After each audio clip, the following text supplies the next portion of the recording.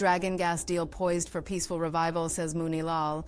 Energy Minister Dr. Roodal Moonilal has voiced strong optimism that the long-stalled dragon gas project between Trinidad and Tobago and Venezuela is on the verge of a peaceful resurgence, pending the issuance of a critical license from the U.S. Office of Foreign Assets Control, OFAC.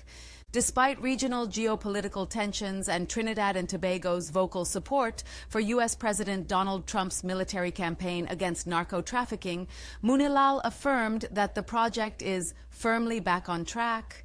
He credited Prime Minister Kamala Persad-Bissesser's swift and strategic diplomacy for reversing the U.S. revocation of a previously granted license under the former People's National Movement, PNM, administration.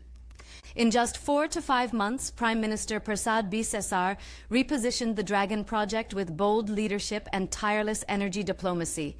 Moonilal told reporters, "Inclusive approach to Venezuela."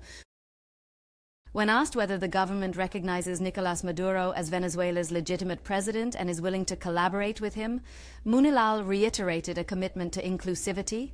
"We will work with all stakeholders," he said. "The Venezuelan government is a key player in this initiative, and we've demonstrated our willingness to engage constructively." He emphasized that Trinidad and Tobago has garnered support from the highest levels of the U.S. government, noting that this was achieved not through fanfare, but through strategic engagement. "We didn't need a conga line to Washington," Moonilal quipped. "We relied on diplomacy, courage, and hard work, balancing alliances and heritage."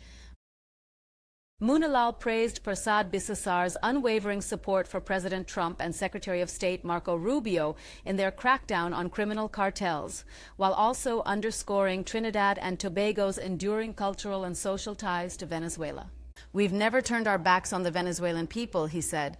"Our shared history and proximity position us well to advance cross-border energy projects, a strategic resource." The Dragon gas field, located in Venezuelan waters near the maritime border, holds an estimated 3.2 to 4.2 trillion cubic feet of natural gas. Moonilal described it as a significant resource base, with the potential to deliver transformative benefits to Trinidad and Tobago's energy sector.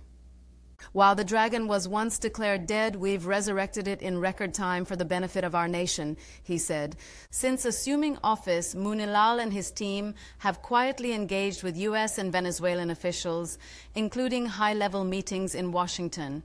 He expressed confidence that the U.S. Treasury Department would respond favorably to Trinidad and Tobago's license requests, enduring ties and future prospects. Moonilal highlighted Trinidad and Tobago's long-standing diplomatic and bilateral relations with Venezuela, noting his own personal ties to the country from his time in the trade union movement. "This is familiar terrain for us," he said. "As we move forward, we're ready to engage all stakeholders to ensure the success of this project." Economic promise and infrastructure. The Dragon deal is expected to attract investment from global energy giants such as Shell, BP, and the National Gas Company, NGC. Despite political turbulence, Moonilal confirmed that collaboration with these partners has continued. The project will require the construction of a 21-kilometer pipeline and extensive infrastructure. "We're optimistic about moving swiftly," he said, expressing hope that the original project timeline remains viable. Criticism of past management. Moonilal didn't shy away from criticizing the previous PNM administration's handling of the Dragon deal, accusing it of secrecy and poor strategic planning. "They placed all their eggs in one basket," he said. "There was a lack of transparency." He singled out former Energy Minister Stuart Young, suggesting that the failed effort had left him with egg on his face.